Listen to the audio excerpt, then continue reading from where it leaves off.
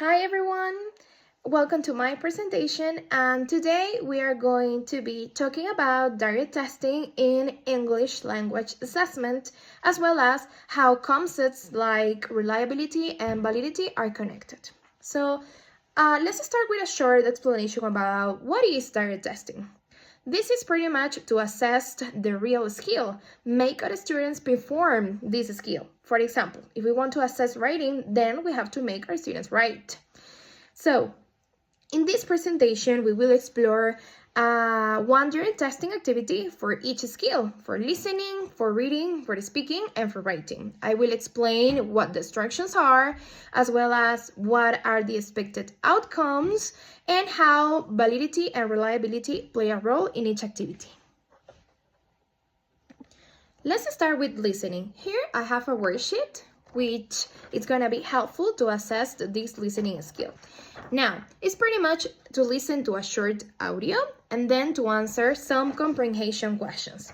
Now, this activity is direct because the students are tested the listening skill, so they can prove that they understand, meaning which is the real skill we want to measure.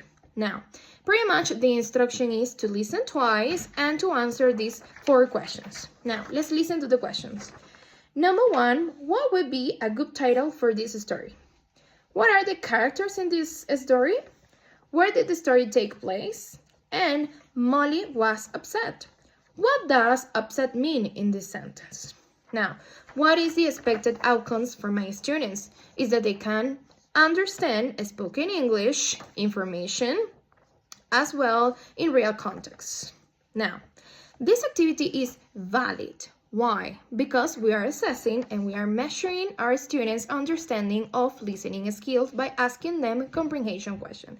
And it's reliable because we use clear audio recordings as well as a scoring key that is very consistent. Now, let's continue with the reading activity.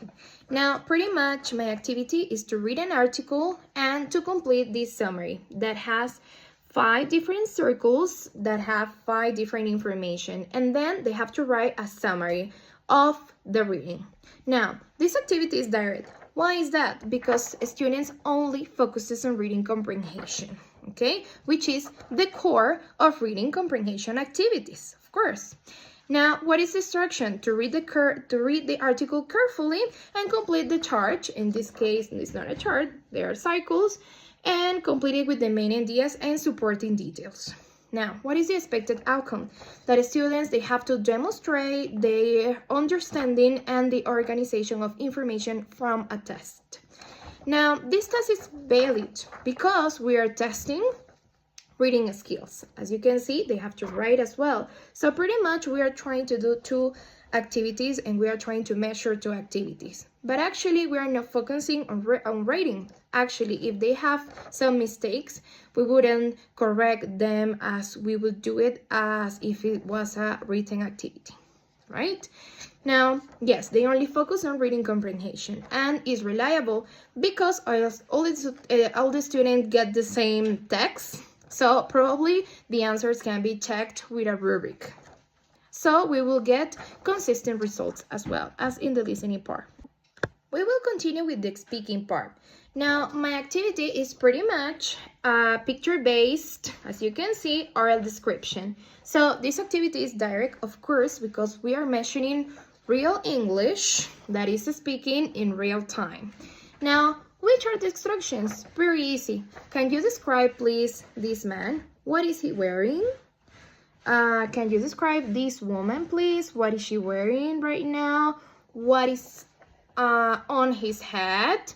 Does she have high heels? So definitely my students will prove the usage of the language in real time and in context. Now, what is the expected outcome? Pretty much to make students talk, that they use the correct grammar, that they have fluency and correct pronunciation as well. And definitely the most important in this activity is to demonstrate your vocabulary. You can use prepositions, clothing, as well as it's possible to describe their faces. Are they looking happy? Are they looking sad? So this activity is very wide if you want to test your students speaking. Now, of course, this activity is valid because it really measures the speaking part. It's not reading, it's not writing, it's only speaking in real time, so right now. Okay, and it's reliable because we can use some scoring rubric as well as in the activity of reading. So pretty much it really depends on what the teacher wants to assess. Probably you are focusing only on vocabulary and pronunciation. Normally I will test pronunciation, vocabulary, and the ones mentioned before. Okay, we will finish with the writing part. Pretty much this writing is very creative. I think that when we do the correct prompt, our students are pretty much motivated to complete this activity. Now, this is a guided paragraph they have to complete by reading this or pretty much watching these pictures, and they have to make a writing. So we have this character, which is a girl. We have the setting, that is the zoo, it's already prompted there. And finally, we have the event, which are the giraffes. So the student has to be creative and to create a paragraph. So, of course, this activity is direct because the students are doing writing, which is the activity we want to assess. So, I already told you the instructions, and the expected outcomes is to produce a short paragraph. At least, I would say that 30 to 40, maximum 50 words to do this writing.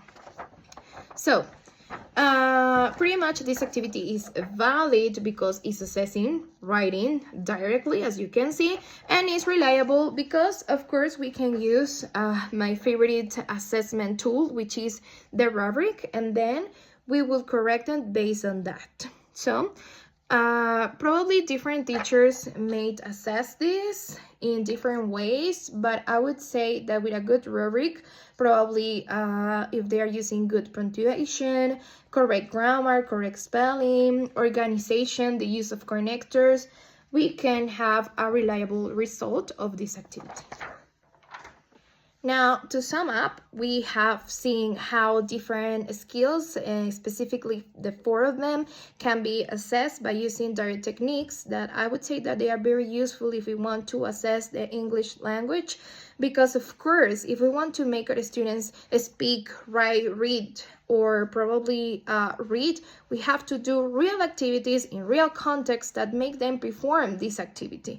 Let's try not to confuse them by doing activities, for example, writing and then making them complete sentence. That is not to write. That is just to probably understand a text and complete some information. So, we would also explore how valid activities means that we are actually doing that. We are assessing the skill, and reliability is pretty much only to assess it correctly. So I would say that this can make our language teaching more accurate and meaningful to our students. So thank you so much.